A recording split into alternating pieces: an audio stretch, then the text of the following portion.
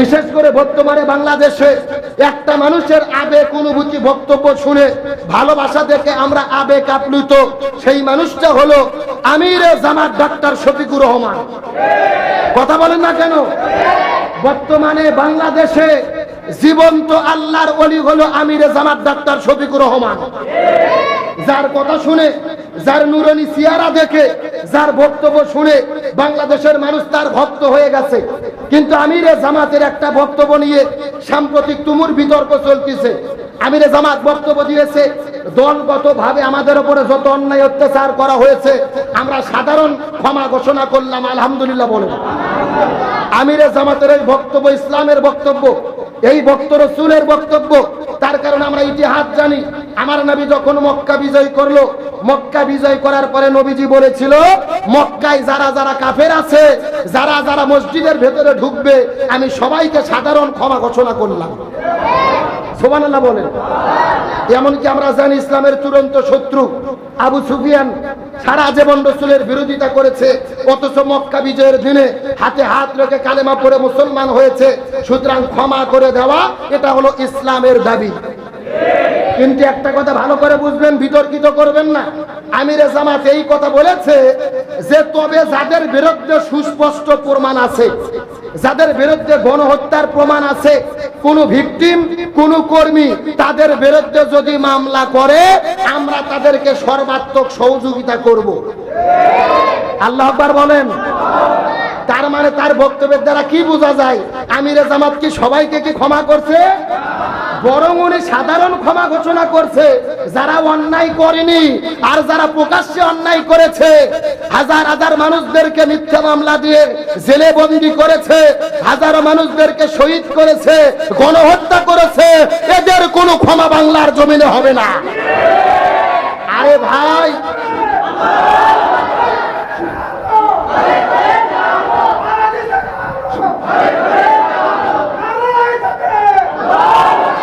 আমার দিকে লক্ষ্য রাখেন। আসলে আমিরে জামাত তিনি জাতীয় নেতা, তার বক্তব্য জাতীয় নেতার মতোই হতে হবে। আরে আমিরে জামাতের বক্তব্য বুঝতে গেলেও আপনাকে সেই জ্ঞান এবং প্রজ্ঞা থাকা লাগবে। খামাখা লাফালাফি করেন না, বোঝার চেষ্টা করবেন।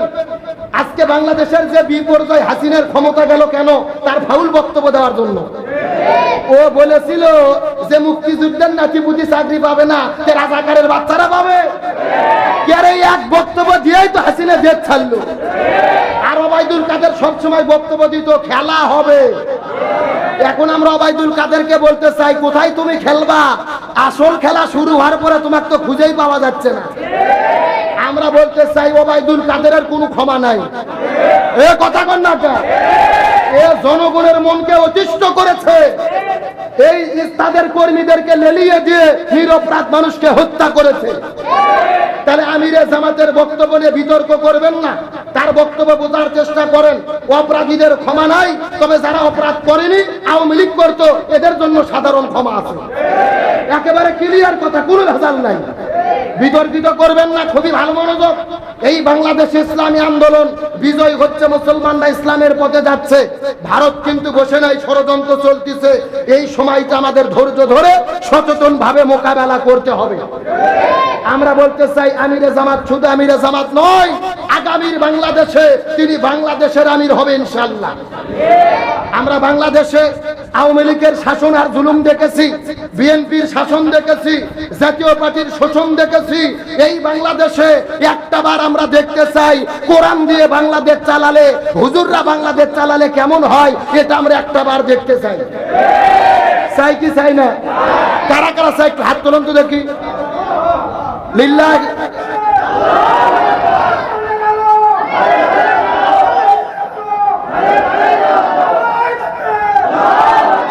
আল্লাহ কবুল করুক, বলেন আমিন। আপনাদের কি কষ্ট হয়? মন খারাপ করেন? তাহলে চিৎকার করে বলেন, বিজয় কে দেয়? সাহায্য কে করে? এখন আসেন, বিজয়ী হওয়ার পরে আমাদের কাজ কি, আমাদের করণীয় কি জানার দরকার আছে না নাই? বিজয়ী হওয়ার পরে কি করব, এটা কার ঘোষণা শুনতে হবে? আরো জোরে বলেন। আমার প্রিয় বন্ধুগণ, মুসলমান ভাইরা, গভীর মনোযোগ। আল্লাহ সুবহানাহু ওয়া তাআলা বললেন, যখন তোমরা দেখবা ইমানদার মুসলমানেরা বিজয় হবে, আর বিজয়ী হওয়ার পরে হাজার হাজার মানুষেরা ইসলামের পতাকা তলে চলে আসবে, আসার পরে তোমাদের কাজ কি? আল্লাহ রাব্বুল আলামিন বলেন, ফাসাব্বিহ বিহামদি রাব্বিকা ওয়াস্তাগফির। তোমাদের কাজ হলো দুইটা। জোরে বলেন কয়টা? আরো জোরে বলেন।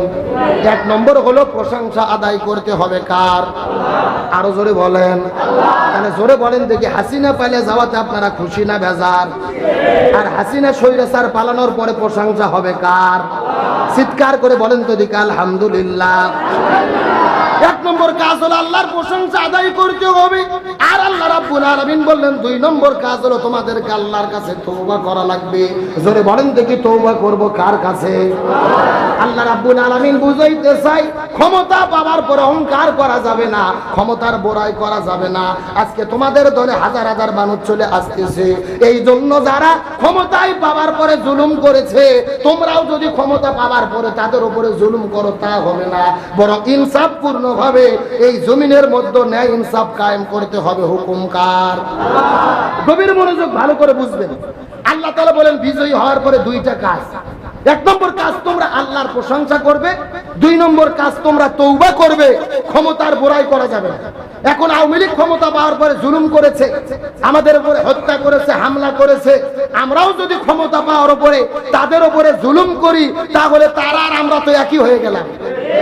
কথা বলেন না কেন?